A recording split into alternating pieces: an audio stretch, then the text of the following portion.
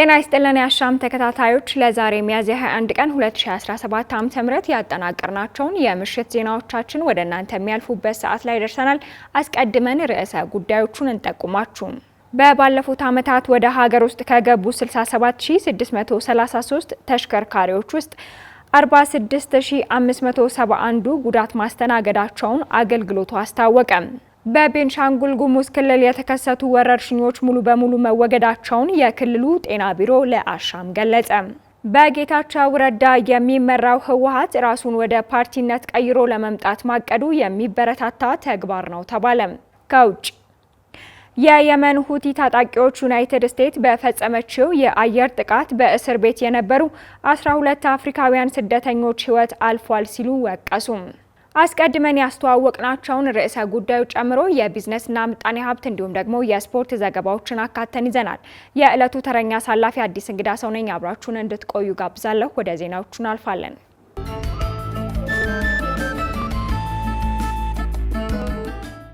በባለፈው ዓመት ወደ ሀገር ውስጥ ከገቡ 67633 ተሽከርካሪዎች ውስጥ 46571 ጉዳት ማስተናገዳቸውን አገልግሎቱ አስታወቀ።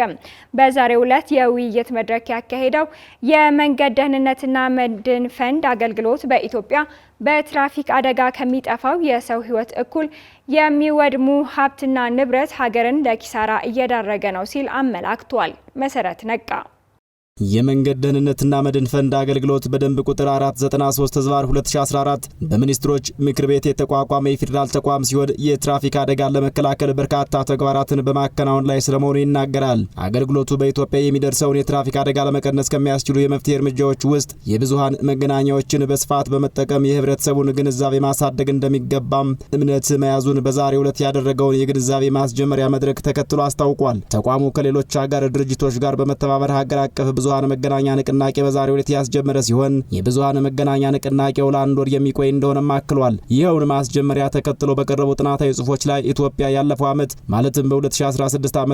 ከ67633 ያላነሱ መኪኖችን ወደ ሀገር ውስጥ ያስገባች ቢሆንም 46571 በሚሆኑት ላይ የተለያየ አይነት አደጋ መድረሱ ተመላክቷል።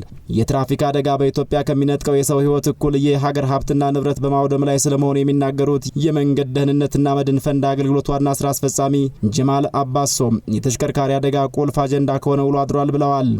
ሁላችሁም እንደምታውቁት በሀገራችን የተሽከርካሪ አደጋ እጅግ ቁልፍ አጀንዳ ከሆነ ሰንብቷል።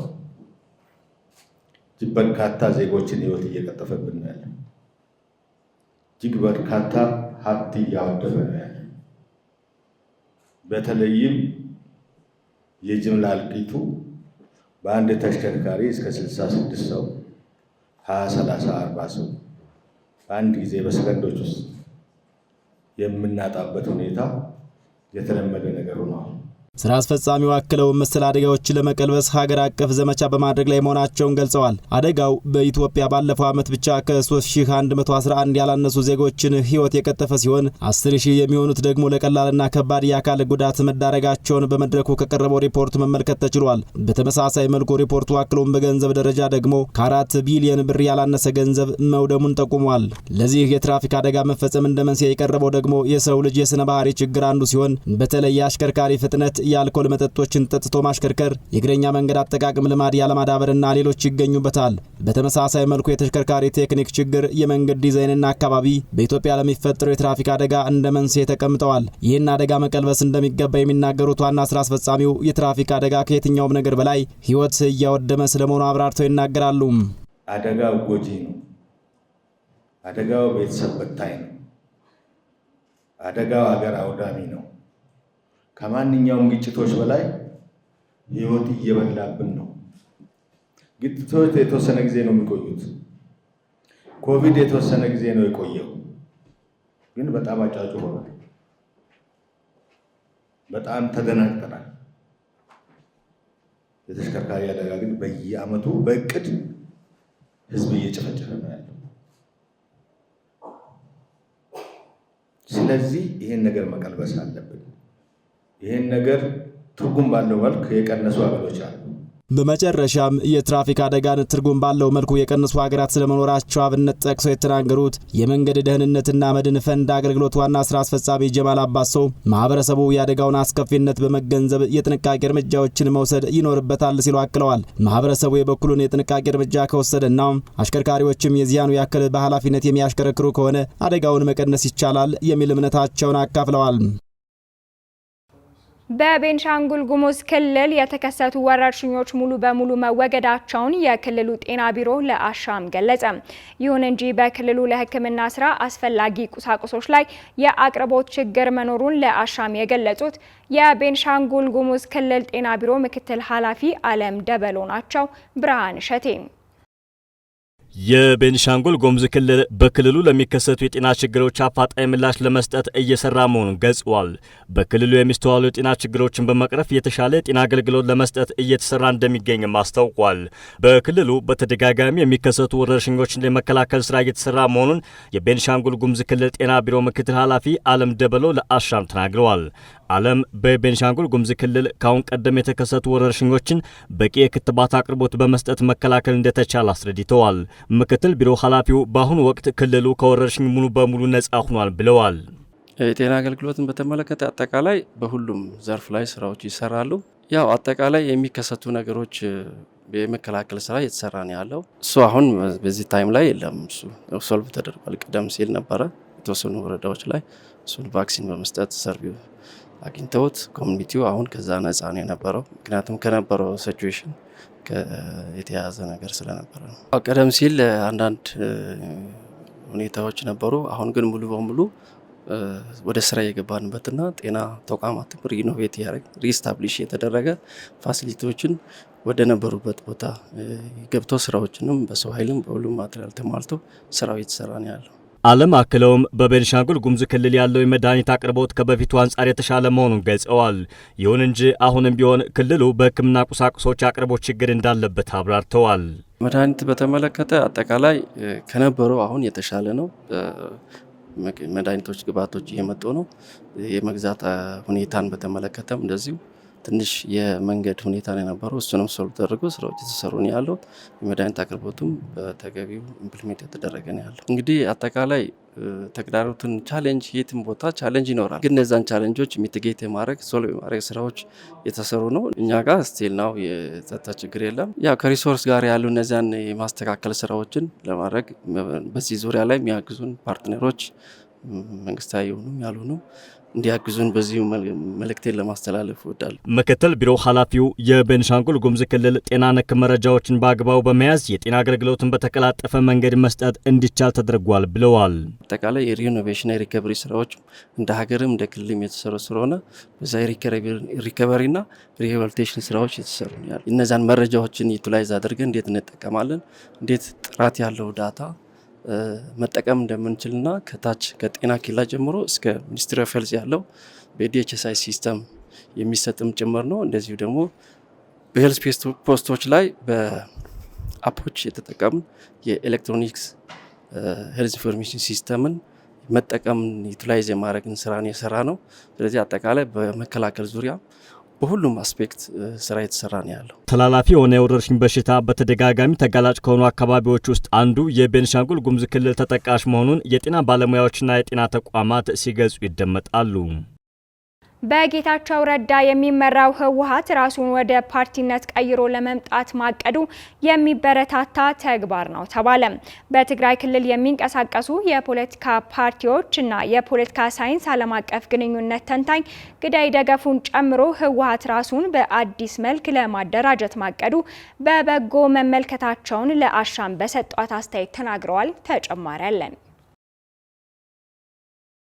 በትግራይ ክልል በህወሓት ሁለት ክንፎች መካከል ያለው ውዝግብ አሁንም መቀጠሉን ተከትሎ ሁለቱ አንጃዎች በየፊናቸው አዳዲስ መግለጫዎችን በማውጣት ላይ እንደሚገኙ አሻም እየወጡ ካሉ መረጃዎች ተገንዝባለች። በዚህም ከግንቦት 5 በኋላ ህጋዊ እውቅናው ሊሰረዝ እንደሆነ በምርጫ ቦርድ የተነገረው የነ ደብረጽዮን ህወሓት ምርጫ ቦርድ እውቅናውን መሰረዝ እንደሌለበት ገልጾ ዛቻ መሰል መልእክት ያስተላለፈ ሲሆን፣ በአንጻሩ በጌታቸው ረዳ በኩል ያሉት አባላት የራሳቸው የራሳቸውን ፓርቲ ለመመስረት በሂደት ላይ መሆናቸውን ባወጡት መግለጫ ጠቁመዋል። አሻም በጉዳዩ ላይ ምልከታቸውን እንዲያጋሯት በክልሉ ወደሚንቀሳቀሱ የፖለቲካ ፓርቲዎች እንዲሁም የፖለቲካ ተንታኝ በመደወል ማብራሪያዎችን ተቀብላለች። በዚህም አስተያየታቸውን ለአሻም ያጋሯት የፖለቲካ ተንታኝ ግዳይ ደገፉ ጌታቸው ምንም እንኳን በህወሓት የፖለቲካ ድርጅት አባል ሆነው ሲሰሩ የቆዩ ቢሆንም ከጦርነቱ በኋላ ያገኙት የጊዜያዊ አስተዳደር ስልጣን እሳቸውንና የእርሳቸውን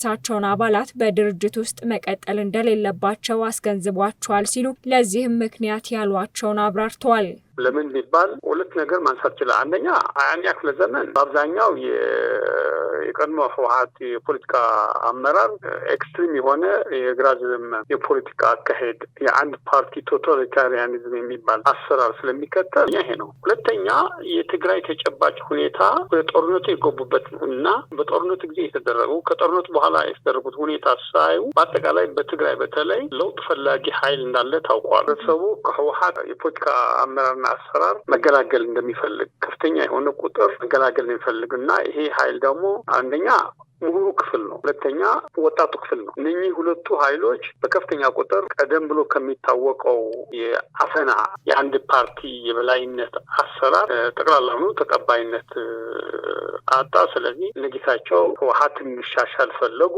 ይህም ሆኖ የጌታቸው ረዳ ክንፍ ህወሓት እንዲስተካከል ስለመጠየቁና ተቀባይነት አለማግኘቱን የሚናገሩት ግዳይ ከህወሓት አባልነት መባረራቸውን በነበራቸው ፍላጎት ግን የህወሓት ስምን ይዘው መቀጠላቸውን ገልጸው በዚህም ሁኔታ መስራት የማይቻል መሆኑንና የእሳቸው ሀሳብ የሚቀበሉ ተከታዮች መኖራቸውን ተከትሎ አዲስ ፓርቲ እንዲያቋቁሙ እንዳደረጋቸው ነው የሚናገሩት። አስቀድሞ ሁለቱ አካላት እንደማይታረቁም በተደጋጋሚ ሲገልጽ ነበር ያሉት ተንታኙ የፓርቲው መምጣት ለክልሉ ህዝብ ጠቀሜታ እንዳለው አመላክተዋል። ዞሮ የዚህ ፓርቲ መከሰት ለትግራይ ለአንድ ተወካካሪ ተወዳዳሪ የፖለቲካ ድርጅት ሆኖ መውጣቱ ለትግራይ ህዝብ ለትግራይ የፖለቲካ ላንድስኬፕ አንድ አሴት ነው፣ አንድ ተጨማሪ ጥሩ ነገር ነው ብዬ ነው የማስበው። ለህወሓት ኦፍ ኮርስ ተፎካካሪ መውጣቱ የባሰ ራሱንም ለመለወጥ ግዴታ ውስጥ እንደሚገባና የራሱን ፕሮግራም መቀየር እንዳለበት ይታየኛል።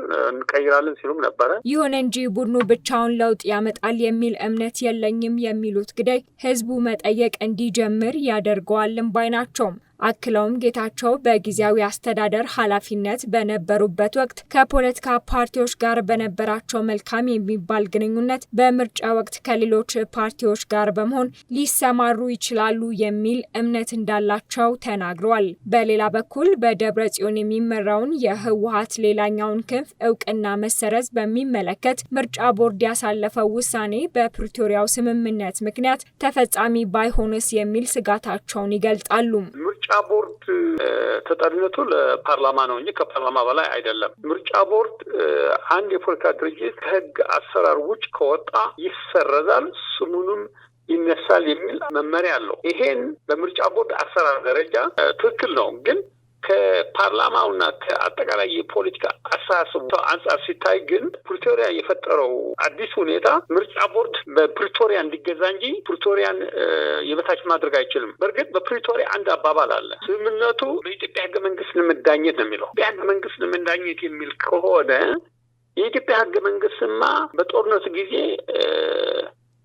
ዲናይድ ሆኖ ወይም አሳንሶ ወደ ጦርነት ገብቷል። ግዳይ ህወሓት እንደ አዲስ ሊመዘገብ አይችልም፣ ያ መሆኑ ደግሞ ከመንግስት ጋር አላስፈላጊ ውዝግብ ውስጥ ይከታል ሲሉ በክልሉ ዳግም አለመረጋጋትና ችግር እንዳይፈጠር ፖለቲካዊ መፍትሄ መሰጠት አለበት ሲሉ ምክራቸውን ሰንዝረዋል። ሌላኛው በጉዳዩ ላይ ሀሳባቸውን ያጋሩት በክልሉ ከሚንቀሳቀሱ የፖለቲካ ፓርቲዎች መካከል የሆኑት የሳልሳይ ወያኔ ፓርቲ ሊቀመንበር አሉላ ኃይሉ ከግዳይ ተቃራኒ በሆነ ሁኔታ የደብረ ጽዮን ህወሓት እውቅና ሊወሰድ ይችላል ሲሉ ይናገራሉ።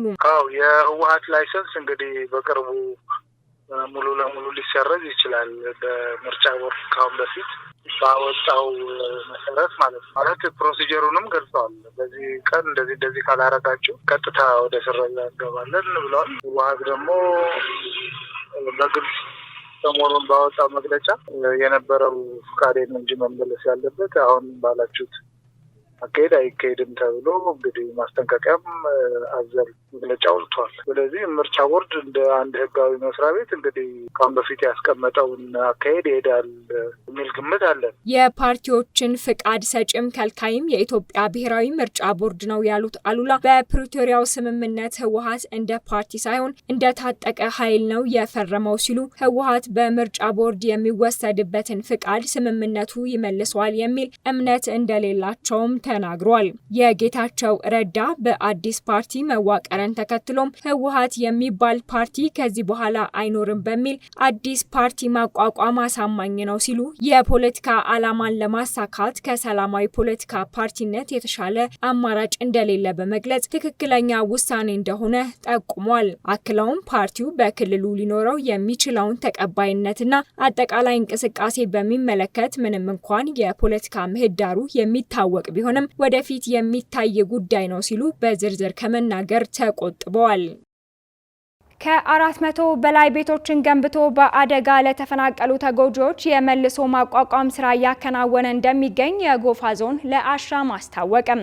ከወራት በፊት በደቡብ ኢትዮጵያ ክልል በገዜ ጎፋ በተከሰተ የመሬት መንሸራተት ህይወታቸውን የተቀጠፈና እንዲሁም በስጋት ከአካባቢው የተፈናቀሉ ዜጎች መኖራቸውን አሻም የዞኑን መንግስት እማኝ አድርጋ በተደጋጋሚ መዘገቧ አይዘነጋም።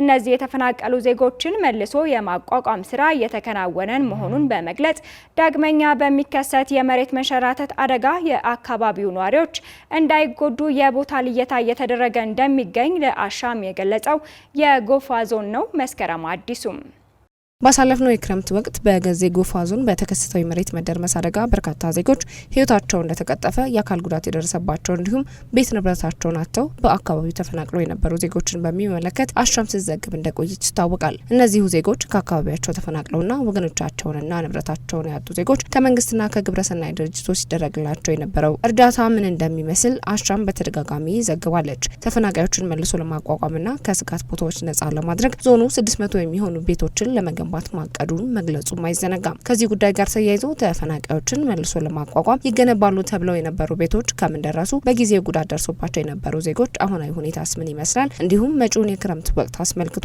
በዞኑ ድጋሚ የመሬት መደርመስ አደጋ እንዳይከሰት የቦታ ልየታና ቅድመ ጥንቃቄ ውስጥ ምን ይመስላል ስትል አሻም የዞኑን የተፈናቃዮች መልሶ ማቋቋም ኮሚቴ ኃላፊ የሆኑትን ቦረና ቦላዴን አነጋግራለች። ኃላፊው እንደሚገልጹት ከሆነ በባለፈው የክረምት ወቅት ተከስቶ በነበረው የመሬት መደርመስ አደጋ ምክንያት ከአካባቢያቸው የተፈናቀሉና ቤት ንብረታቸውን ላጡ ዜጎች የሚሆን ከ600 በላይ መኖሪያ ቤቶችን ለመገንባት ታቅዶ እንደነበር ይገልጻሉ። አሁን ላይ ከታቀደው 600 የመኖሪያ ቤት ውስጥ 400ና ከዛ በላይ ቤቶች ተሰርተው ለዜጎች የማስረከብና የማስገባት ስራዎች እየተሰሩ ናቸው ሲሉ አብራርተዋል። ከ400 በላይ ቤቶች አሁን ተሰርተው ተጠናቀው ከ110 ሰዎች ወዲህ ያሉትን ማለት ነው። መጀመሪያ 110 ሰዎች ገብተዋል ቤት አግኝተው፣ ከኋላ 400 በላይ በማስታወሻ ላይ ያለ ከ400 በላይ ቤቶች አልቆ አሁን ሰው የማስገባት ስራ ተጀምሯል። 627 ከ400 በላይ ነው። የቀረ የለም 400 ምናምኑ ስላለቀ እንጂ አሁን ተሰርተው እያለቁ ያሉ የተወሰኑ ቤቶች አሉ። ከተፈናቀለው ሰው ቁጥር የማያንስ ቤት ነው ተገንብቶ እያለቀ ያለው። እየተጠናቀቁ ናቸው። አሁን ያለቀባቸው ነው ወደ 400 ምናምኑ፣ ሌሎች እየተጠናቀቁ ናቸው። በአካባቢው ዳግመኛ የመሬት መደርመስ እንዳይከሰት የገዜ ጎፋ ዞንን ጨምሮ በርካታ የዞን ወረዳዎች ላይ የስጋት ቀጠና የሆኑ ቦታዎች ከፌዴራል ጂኦስፓሻል ኢንስቲትዩትና ከስፔስ ሳይንስ ሶሳይቲ ባለሙያዎችን በማቀናጀት በቦታው ላይ ልየታ መደረጉንም ነው ኃላፊው የሚናገሩት። ጥናት ከፌዴራል ጂኦስፓሻል ኢንስቲትዩት እና ከስፔስ ሳይንስ ሶሳይቲ ጋር ባለሙያዎች ተቀናጅተው መተው አጥንተዋል። ሃዛርድ ኤሪያውና ሴፍ ኤሪያዎቹ ተለይተዋል። በቴክኖሎጂ ተለይተዋል። ብዙ ነው። አንድ ቦታ አይደለም። እንደ ዞን ነው ጥናቱ የተጠናው። በዞኑ ውስጥ ገዜ ጎፋ ብቻ ሳይሆን ሌሎች ወረዳዎችም አሉ። ደጋማ ቀበሌያት ያሉባቸው ወረዳዎች አሉ። በእነዛ ወረዳዎችም ሃዛርድ ኤሪያዎች የትኞቹ ናቸው፣ ሴፍ የሆኑ ኤሪያዎች የትኞቹ ናቸው የሚለው ተለይቷል። የተፈናቀሉ ዜጎች በጊዜያዊ መጠለያዎች ውስጥ እንደነበሩ በመግለጽ አሁን ላይ ግን በእነዚህ 400 በሚሆኑ ቤቶች ግንባታ አማካኝነት መጠለያን እያገኙ እንደሆነ ይገልጻሉ ኃላፊው። አያይዘውም 400 የሚሆኑ ዜጎች መኖሪያ ቤት እንደሚያገኙ ገልጸው ሌሎቹ ቤት ያላገኙ ዜጎች እየተሰሩ ያሉ ቤቶች ስላሉ እነዚሁን እንደሚረከቡ ነው ኃላፊው ከአሻም ጋር ባደረጉት አጭር የስልክ ቆይታ ያስረዱት። አሁን በጊዜያዊነት ከዚህ በፊት በነበሩበት ቦታ ነበሩ። አሁን ከ400 በላይ ሰው አሁን በዚህ ሳምንት እንደሚሰፍር ነው የቅርብ ጊዜ መረጃ ያለኝ። ምናልባት የሚቀር ሰው ካለ ቀጥሎ ቤቶች እየተጠናቀቁ ስለሆነ ይገባል። ያው ብዙም የዝናብ ወቅት ሳይደርስ ሰው ወደ ቤት ይገባል። እዛው አካባቢ ብዙም አሁን የሚያሰጋ ነገር የለም። አብዛኛው ሰው ከሚያሰጋው ከስጋት ቀጠና ስለወጣ የሚያሰጋ ነገር የለም። በገዜ ጎፋ ዞን ተከስቶ የነበረው የመሬት መደርመስ አደጋ ድጋሚ እንዳይከሰት የቅድመ ጥንቃቄ ስራዎች እየተሰሩ እንደሆነም አሻም ከዞኑ ያገኘችው መረጃ ያስረዳል።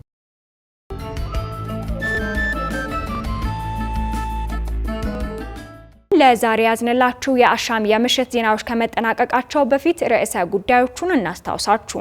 በባለፉት ዓመታት ወደ ሀገር ውስጥ ከገቡ 67633 ተሽከርካሪዎች ውስጥ 46571 ጉዳት ማስተናገዳቸውን አገልግሎቱ አስታወቀ። በቤንሻንጉል ጉሙዝ ክልል የተከሰቱ ወረርሽኞች ሙሉ በሙሉ መወገዳቸውን የክልሉ ጤና ቢሮ ለአሻም ገለጸ። በጌታቸው ረዳ የሚመራው ህወሓት ራሱን ወደ ፓርቲነት ቀይሮ ለመምጣት ማቀዱ የሚበረታታ ተግባር ነው ተባለ። ከውጭ የየመን ሁቲ ታጣቂዎች ዩናይትድ ስቴትስ በፈጸመችው የአየር ጥቃት በእስር ቤት የነበሩ 12 አፍሪካውያን ስደተኞች ህይወት አልፏል ሲሉ ወቀሱ። ለዛሬ ዕለተ ማክሰኞ ሚያዝያ 21 ቀን 2017 ዓ.ም ያጠናቀርናቸው የምሽት ዜናዎቻችን የተከታተላችኋቸውን ይመስሉ ነበር። አብራችሁን ስለቆያችሁ እያመሰገንን ተረኛ አሳላፊ አዲስ እንግዳ ሰው ነበርኩኝ።